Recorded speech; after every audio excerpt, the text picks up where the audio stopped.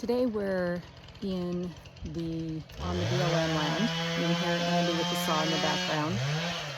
And we are getting some firewood.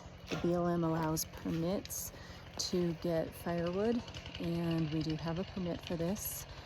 And the forests up here, we're not on Forest Service land, we're on BLM land right here.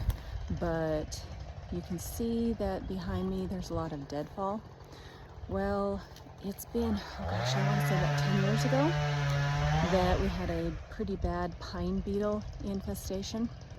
And from that pine beetle infestation, it led to a lot of dead trees. They killed off the trees. And then I know the exact date of when this happened. It was right after Labor Day 2020. We had a really big storm come in, like such a bad storm that it shut down schools because we had snow, and it was like horrific winds.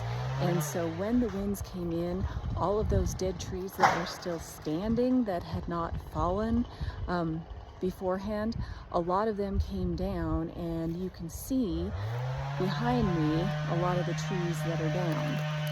So a lot of the trees that we are getting are trees that are either already on the ground and are dead, or they're still standing and they're dead.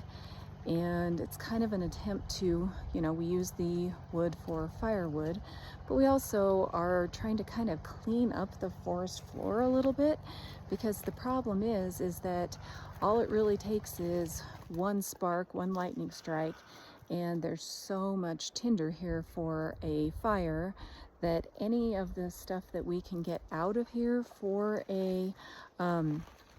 to clean it up a little bit is less that could possibly burn. So we are going to have a wood stove in our cabin, and it's like an old-fashioned wood cook stove. We'll also have a propane stove in there that we'll use sometimes, but we're going to use the wood cook stove a lot.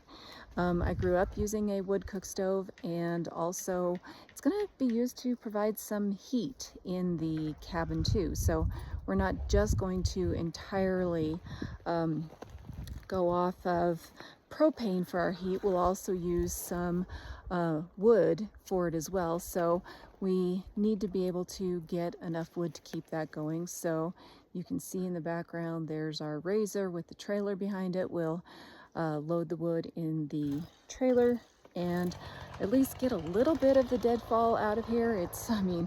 As you can see, there's no way to get all of it out, but at least it's an effort.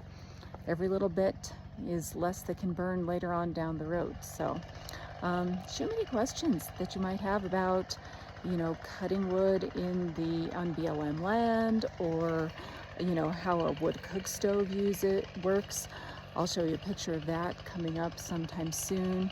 But just kind of a little kind of weird thing that a lot of people in Wyoming do, go out into the forest and cut dead trees to use for firewood. So kind of normal for us, but probably something really weird if it's not something that you've ever been used to before. Nothing that happens in your area.